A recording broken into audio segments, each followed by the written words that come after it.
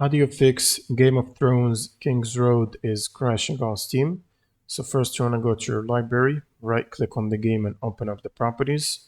Now in the general tab you'll need to add this command -dx11 to the launch options.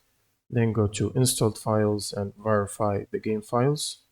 And once this is completed, you can close Steam and then open up your browser and head to this link, which is going to be in the description below. Now, from this table here for the redistributables, you will need to install the 86 and the 64, both of these, and that will require you to restart your computer. Now, right after the restart, what you need to do as well is check for your GPU drivers. So you can either use the NVIDIA app or the AMD software depending on which GPU you have. And from there you can check and download the latest available driver updates. Next, you'll need to run Steam as admin. Right click on Steam and run as admin. And then just open up the game from your library. And that should fix the crash problem. Thanks for watching and subscribe.